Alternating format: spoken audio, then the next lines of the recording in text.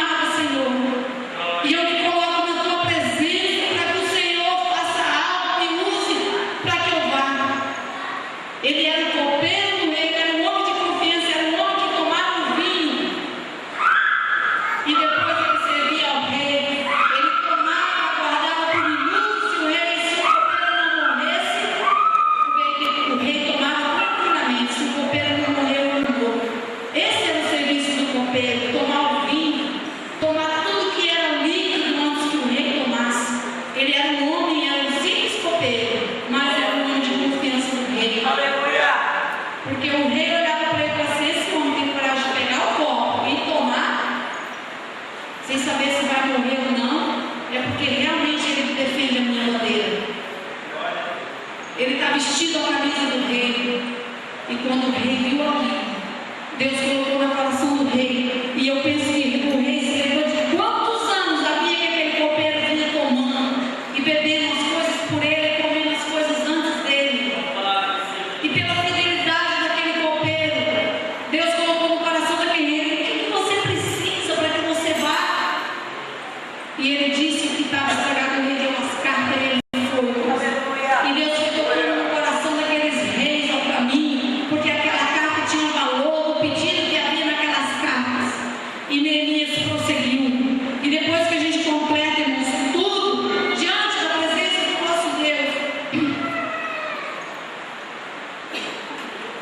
perguntamos: e agora, Senhor? O que fazer? A Bíblia nos diz, irmãos, que alguém que tem feito tudo, nós temos que ficar firmes. Aleluia. É isso que a palavra do Senhor diz. A palavra do Senhor nos diz que havendo feito tudo, ficar firmes. E foi o que Neemias fez, irmãos. Ele ficou firme. Aqueles homens mandavam recado, mandavam chamar, e convidavam. Ele falava: não posso descer, eu estou fazendo uma grande obra. Não posso descer. Sujaram, mancharam o nome de Neemias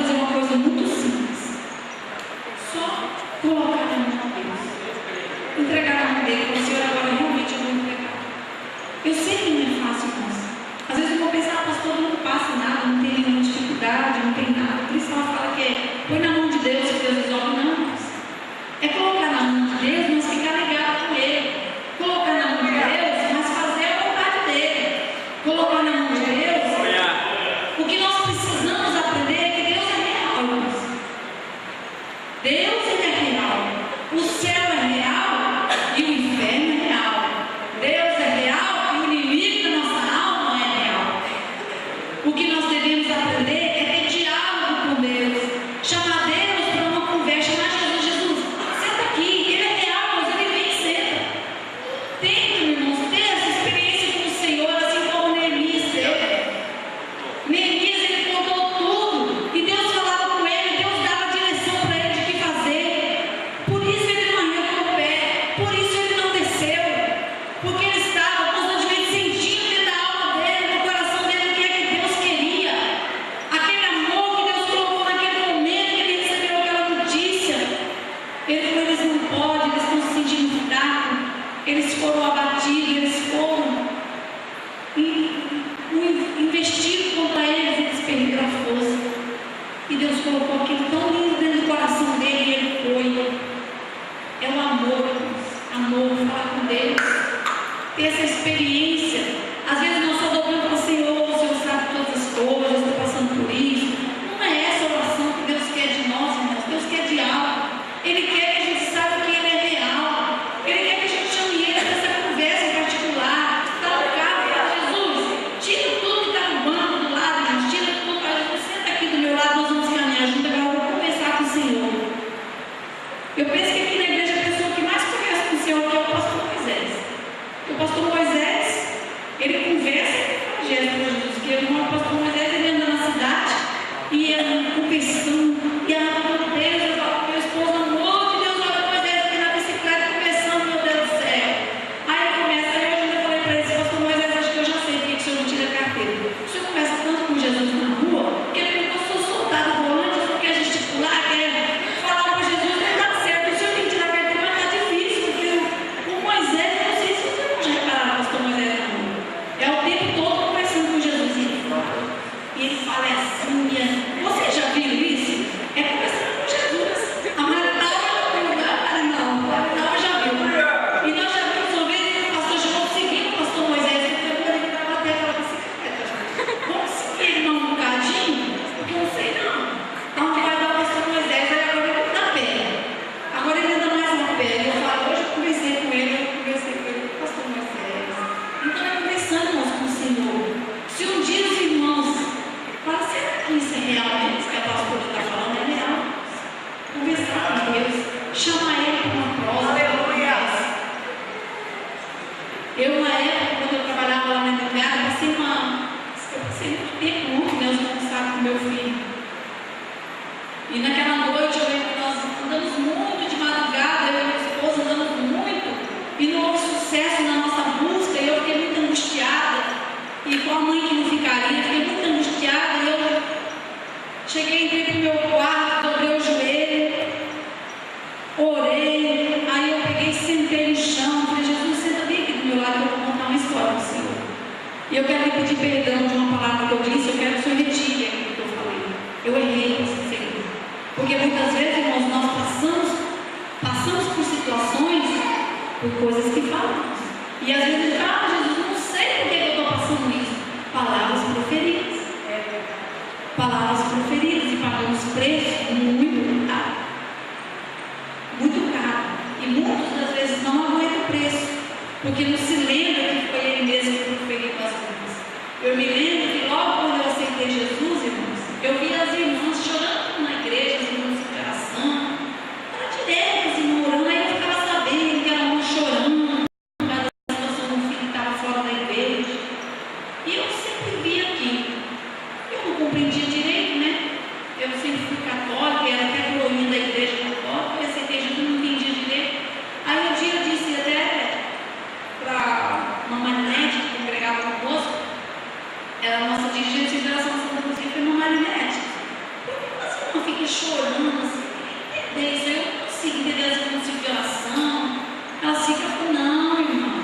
É porque elas têm os filhos longe da casa do Senhor e elas estão orando e chorando aí para Deus salvar os filhos dela, trazer, outros estão chorando para trazer um esposo. Ah, sabe o que eu disse, irmãos? Eu falei, pois eu nunca vou ser crente para ficar chorando em banco para trazer filho para a igreja, não. Eu quero fazer a obra. Para que eu fui falar isso, irmãos?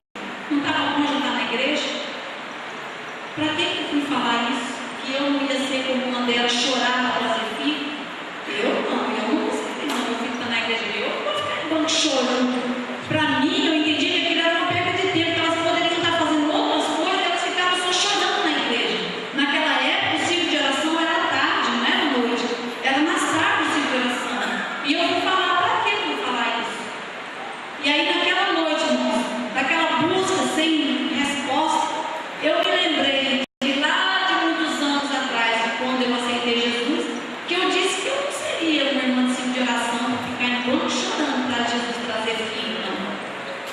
E eu me via naquela situação. E eu falei, Jesus, mas eu não vou desistir, eu vou pegar o exemplo daquelas irmãs. Aí eu colei com elas na igreja. Eu fui aprender a chorar no banco